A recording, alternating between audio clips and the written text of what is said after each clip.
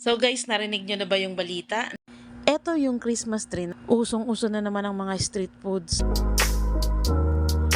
Ito na yung bibingka natin kagabi na binili. Ito ang Sabado ko guys. Hello po, good afternoon. Ito yung Christmas tree na pinanglaban namin ng Christmas party. Ayan. Pero hindi siya nakasama sa mga nanalo. Pero para sa akin, ang ganda niya. Ang ganda-ganda niyan. So, ayan, namamas ko po kami. Charot. Hindi naman. Pinapakita ko lang sa inyo yung pagkakagawa niya. Bote yan ng mga dextrose. Lahat yan ginagamit dito sa ospital. So, ni-recycle and then, ayan, ginawang Christmas tree. So, sobrang effort. Effort na effort yung ginawa dyan. Kaya para sa akin, gandang-ganda ako dyan. Nag-effort na mag-ipon ng mga IV bottles, yung mga bote ng gamot, nilagyan ng mga kulay, then nilagyan ng glitter. So, ayan po yung nabuong disenyo ng Christmas parol namin. And, ang ganda ng star. Ayan. Usong-uso na naman ang mga street foods ngayon. Makikita natin na kabi-kabila na naman yung mga stall. So, panoorin po natin ito.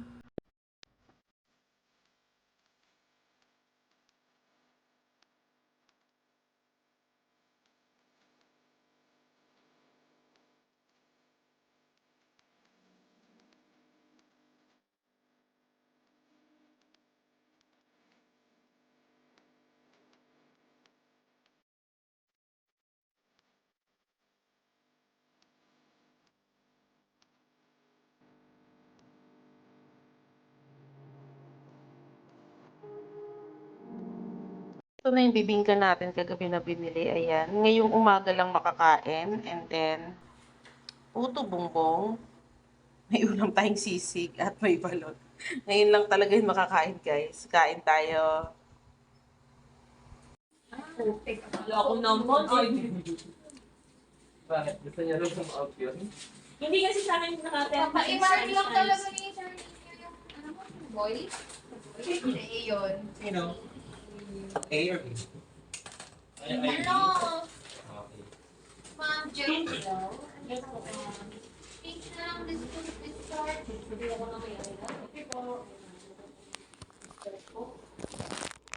Thank you sa nang libre. Another ice cream. Bagong lahat. Late yarn.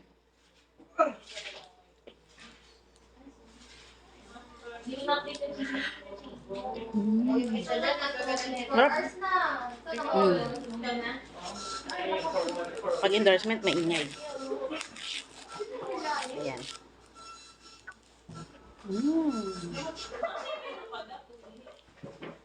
Sarap nito. Cornetto. Harap. Nakarating ko lang na traffic ako. And may palibreng ice cream si Doc. Thank you, Doc. Harap.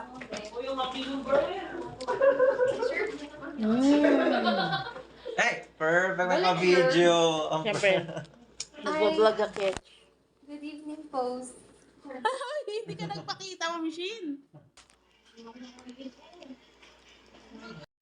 Ito ang Sabado ko guys, ayan. Nagre-review para sa LTO and then mag-aalmusal habang nagtatrabaho and then magpe-play ng task sa YouTube. So ayan, ito ang Sabado natin.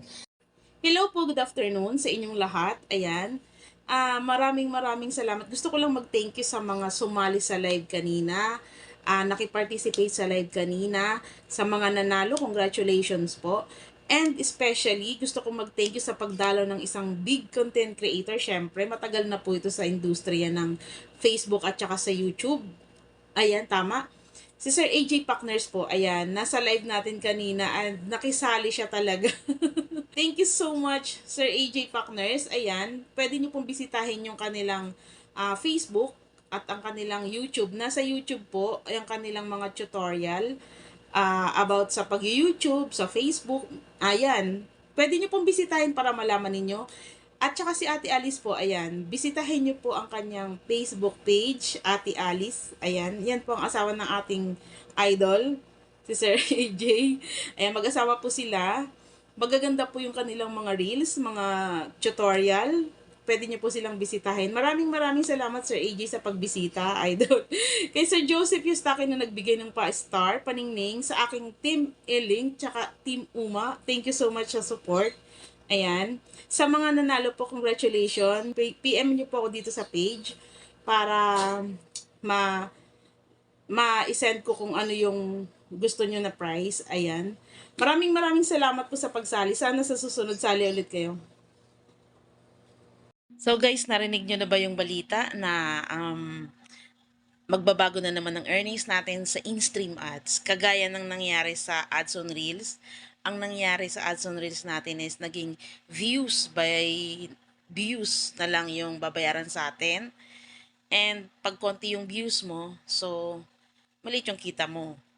Ang in-stream ads kasi marami na ako nakitang nag-post, wala pang dumarating na notification sa akin, pero marami na ako nakitang nag-post, magkakaroon na naman ng update, and magiging views na lang din yung kitaan.